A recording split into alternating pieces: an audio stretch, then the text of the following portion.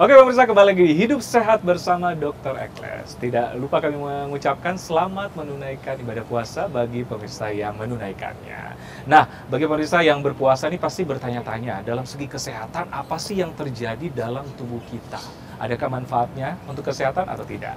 Nah, saya tidak sendiri, saya bersama dengan Dr. Akbar, spesialis penyakit dalam. Halo dok. Apa kabar dok? Baik, alhamdulillah dok. Selamat menjalankan ibadah puasa ya. Iya, sama dokter juga ya dok. Oke, nah ini mungkin pemirsa yang sedang menjalankan ibadah puasa bertanya-tanya, apa sih yang terjadi di dalam tubuh kita pada saat berpuasa? Oke, Ya. benar sekali dokter Ekles. Jadi kayak apa sih manfaatnya berpuasa gitu ya dok? Apa yang terjadi ketika kita berpuasa gitu, mulai dari organ-organnya, mulai dari asupan kalorinya ya, mulai dari asupan dari nutrisinya, semuanya kan berkurang drastis. Nah tubuh ini akan mulai beradaptasi dok, jadi mulai beradaptasi sehingga tubuh akan merasa lemas di hari-hari pertama biasanya dok.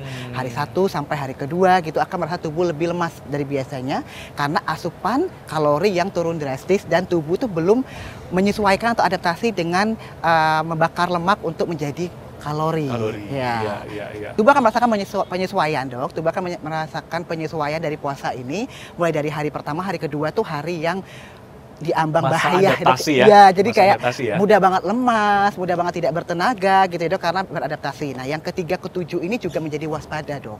3-7 hari ini kenapa dikatakan waspada? Karena rentan terhadap dehidrasi.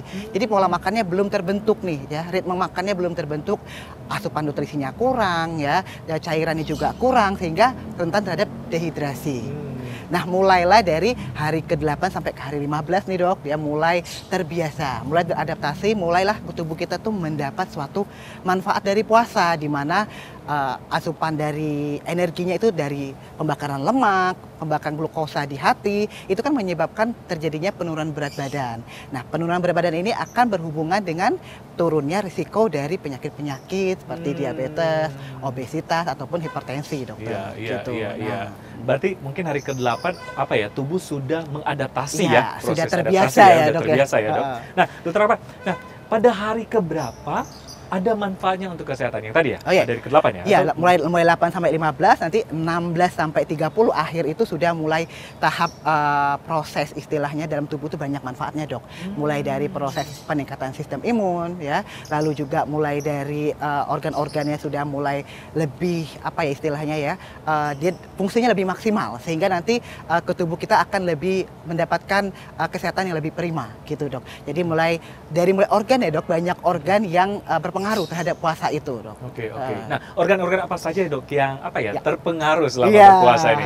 Jadi mulai organ dari mulut ya dok ya, mulai dari lambung, lalu ada hati, lalu ada pankreas, lalu ada ginjal, sampai ke kantong empedu dok. Kantong empedu ya? Nah, mulut misalnya ya Mulut dok. apa yang terjadi? Ya, nah ini misalnya mulut. Mulut itu kan mungkin dari segi makanan tidak terlalu banyak makan yang masuk atau kotoran yang masuk sehingga bakteri juga berkurang dalam mulut ya dok ya.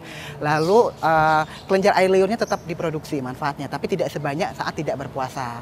Fungsinya untuk supaya kita terhindar dari bau mulut. Gitu, dan juga mulut kering ya dok ya. Nah masuk lagi ke lambung dok. Nah lambung ini karena saat kita berpuasa jadi asupan kalorinya ini kan turun. Nah asam lambung juga ikut turun untuk melindungi supaya lambungnya tidak terkikis. Nah kalau terkikis nanti resiko terjadi gastritis atau sakit mah. Oke.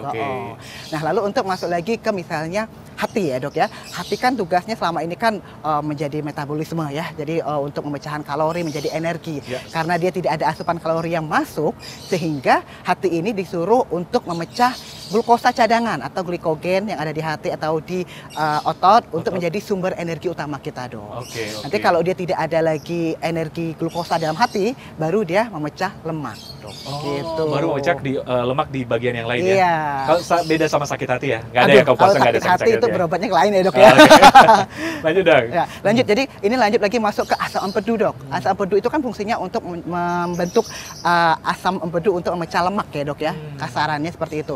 Nah dia karena tidak ada asupan kalori sehingga dia memekatkan asam empedunya bersiap-siap nih, berjaga-jaga untuk kalau nanti ada makanan baru dia pecahkan si lemak tersebut. Jadi dia agak istirahat dulu deh, santai dulu, nanti kalau ada makan masuk baru deh dia bertugas gitu. Nah, masuk lagi sebelahnya dok ada pankreas. Pankreas ini kan fungsinya untuk memproduksi hormon insulin ketika makanan kita masuk. Dia ada insulin itu kan berguna untuk membuka sel supaya glukosa masuk ke dalam sel, masuk dalam otot buat jadi cadangan energi. Karena tidak ada makanan, jadi dia sedikit lebih beristirahat. Jadi pankreasnya beristirahat terlebih dahulu, gantinya glukosanya dipecah dari hati tadi dok. Gitu. Oke, terus untuk ginjal, karena ginjal ini juga fungsinya banyak ya dok, baik mulai dari filtrasi dan ekskresi, jadi kayak menyaring dari sisa-sisa metabolisme, terus keseimbangan elektrolit, produksi hormon. Nah, karena tadi istilahnya cairannya masih tercukupi saat puasa, jadi dia menjaga keseimbangan air dan elektrolit dok. Nah, fungsinya ini ada di usus halus dok. Usus halus kan penyerapan dari nutrisi dok. Setuju. Nah, kalau misalnya tidak ada yang masuk ke dalam dia usus halusnya, sehingga ini usus halusnya istirahat dulu dok. Jadi 4 jam sekali dia baru bergerak regular kecil. Nah, sedangkan yang di usus besar nih dok, yang terakhir dok, itu adalah penyiimbangan dan penyerapan dari air. Nah, ini pentingnya kita untuk mengkonsumsi air yang cukup ya dok, 8 gelas per hari atau 2 liter per hari untuk menjaga dari supaya tubuh tidak terhindar dari dehidrasi. Benar. Oke. Berarti dokter tadi kan ada beberapa organ yang istirahat ya? Iya. Berarti itu dianggap baik nggak ya? Tentunya baik dok. Jadi kan kayak semacam selama ini kan orang kalau kerja terus capek ya dok ya. Kerja tipes ya dok. Berarti organ perlu me time ya? Perlu me time. Jadi dia istirahatnya beban kerjanya berkurang sekitar 50%-an dari biasanya, sehingga dia bisa istilahnya mendetoksifikasi racun, dia bisa istirahat sejenak untuk mengoptimalkan lagi fungsinya bila diperlukan. Gitu, dok. Dokter Abar bilang tadi kan pada pekan terakhir atau hari keberapa ya? Itu 16 sampai 31, 2 minggu terakhir lah ya dok ya. Terakhir itu tubuh sudah merasakan manfaatnya ya. Benar. Apa saja bisanya dok? Oke, jadi karena tubuh ini kan punya ritme sirkadian, nggak cuma tidur ya dok ya, tapi makan juga. Jadi makan kan terjaga nih, sahur, buka sehingga iramanya sudah terbentuk ya. Lalu asupan kalorinya juga istilahnya tidak berlebihan, sehingga hal ini akan membuat yang namanya kerja-kerja organ menjadi maksimal ya. Istirahat organ juga cukup, sehingga banyak manfaat yang dioleh tubuh. Satu, peningkatan daya tahan tubuh kita lebih kuat ya dok ya.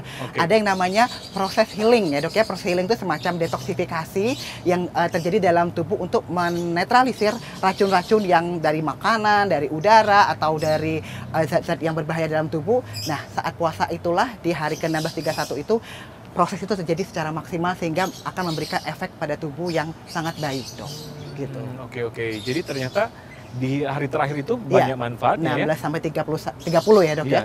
Yang detoksifikasi gimana? Terjadi hari keberapa? Iya, detoksifikasi itu pada minggu akhir-akhir itu secara optimal. Sebenarnya sudah mulai dari minggu ke-8, pada hari ke-8 sampai hari ke-15 sudah mulai ya dok ya, tapi belum maksimal, mungkin baru adaptasi. Tapi untuk hari ke-16 sampai 30-nya ini terjadi secara maksimal, karena kalori sudah terbentuk, ritme sirkadian makan juga sudah baik gitu, pola makan juga dijaga, tidak berlebihan, sehingga tubuh merasakan detoksifikasi secara optimal di akhir-akhir dari kita puasa. Jadi sangat baik manfaat puasa bagi kita dari hari awal sampai akhir pun dok. Akhir pun ya. Berarti pemirsa berarti pemirsa harus tahu nih dokter, bahwa puasa ini terjadi proses detoksifikasi juga di dalam tubuh ya. Atau apa ya? Menyingkirkan racun-racun lah gitu dok ya. Mulai dari makanan, dari udara, atau dari minuman yang kurang baik gitu ya dok ya. Dari juga vibe negatif kali ya. Dari orang-orang toksik ya dok ya. Tikat ya dok ya. Nah, bisa dikatakan kalau proses detoksifikasi itu berhasil, kita puasa harus gimana? Jadi lebih supaya puasa ini menjadi manfaat ya, memperoleh dari manfaat yang baik dari puasa, kita harus juga menjaga pola makan yang baik dok. Jadi jangan mentang-mentang puasa, habis itu memang dia nggak makan nggak minum ya dok ya, habis itu dia menggila nih dok, barbar nih. Jadi tidak mempedulikan asupan kalori, tidak mempedulikan karbohidratnya, lemaknya, proteinnya, vitamin, itu kan semuanya harus seimbang, harus balance supaya kita mendapatkan manfaat dari puasa ini dok. Nah, jadi tips-tipsnya supaya kita mendapatkan manfaat yang lebih optimal dari puasa ini, pertama jaga pola makan tentunya dok ya. Terus pilihlah makanan yang istilahnya cukup karbohidrat, protein, lemak, dan juga vitamin dan dan mineral. Dan paling penting juga menjaga asupan cairan, Dok. Oke. Nah, supaya tubuh kita tetap fit selama berpuasa. Nah, ketika ini seimbang semuanya, baik dari makanan, aktivitas fisik seperti olahraga, nah ini akan menghasilkan yang namanya proses detoksifikasi yang baik bagi tubuh, baik dari tubuh luar ataupun organ-organ dalam, Dok. Iya, Gitu. iya. Jadi lebih maksimal, Iya, otomatis detoksifikasi prosesnya lebih maksimal. Ya. Dokter Ahmad, terakhir nih bagi pemirsa di rumah, tips bagaimana kita menjalankan ibadah puasa tapi tetap bugar nih? Oh ya, oke. Jadi ini sangat penting sekali, dokter ya. Dokter Ekles sangat penting untuk menjaga pola hidup sehat. Yang pertama, jangan pernah melewatkan sahur.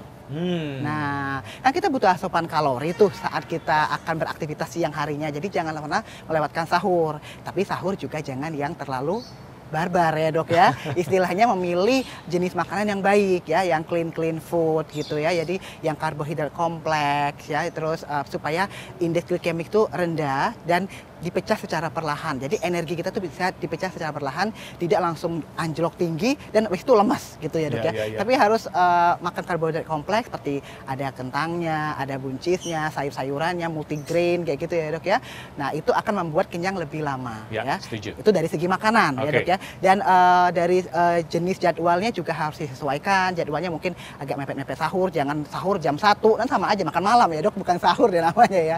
Oke, setuju. Kalau sahur kan jam berapa ya? Setengah empatan. Setengah empat, jam berarti 4. jam setengah 4 lah ya? Iya, Oke. nah setelah itu, setelah sahur jangan langsung tidur, Dok. Oh. Itu berbahaya. Jadi karena apa? Ketika kita tidur ya, itu kan butuh waktu 2 jam lambung minimal itu untuk menurunkan makanan, menyerap nutrisi gitu. Kalau kita langsung tidur itu organnya berhenti, Dok. Jadi mandek di dalam lambung. Nah, ini peningkatan asam lambung resikonya. Terus kalori yang didapat yang harusnya menjadi energi untuk aktivitas fisik tapi malah menjadi timbunan lemak. Nah, timbunan lemak jadi puasa nanti bukannya kurus malah gemuk, Dok. Jadi kalau obesitas jadi akhirnya membuat risiko penyakit sangat tinggi. Ya. Oke, nah yang terakhir nih paling penting tuh adalah aktivitas fisik atau olahraga, Dok. Wah, itu tim dokter Ekles tuh. Pola hidup sehat ya, Dok ya. Jadi aktivitas fisik yang disarankan itu adalah yang ringan dan sedang, Dok, yang low impact. Jadi tidak boleh juga kita olahraga terlalu mengelilingi stadion 3 kali. Nah, itu dehidrasi, Dok, jadinya ya. Jadi yang seperti jalan santai atau bisa seperti sepeda statis yang ringan gitu. Nah, tetap harus disarankan supaya pembakaran dari lemak serta kalori itu digunakan secara baik, Dok. Jadi karena olahraga itu kan menghasilkan namanya hormon endorfin itu ya, Dok. Hormon yang semacam narkoba alami gitu yang membuat baik dari rileks pikiran juga rasa bahagia dalam tubuh. Rasa bahagia, setuju banget. Nah, karena rasa bahagia ini kunci dari segala penyakit ya, Dok ya. Jadi ya sangat penting untuk berolahraga sesuai kemampuan yang kapasitasnya ringan dan sedang. Ringan dan sedang. Jadi dijalankan sebelum buka puasa ya? Boleh, sebelum buka puasa atau setelah sahur. Iya, sudah sahur atau sudah buka puasa ya? Iya, boleh. Oke, Dokter Ahmad, terima kasih banyak. Sama-sama, Dokter. Selamat menjalankan ibadah puasa. Terima kasih, selamat menjalankan ibadah puasa juga. Iya. Oke, pemirsa, masih banyak informasi kesehatan lainnya, tetap bersama kami setelah yang satu ini.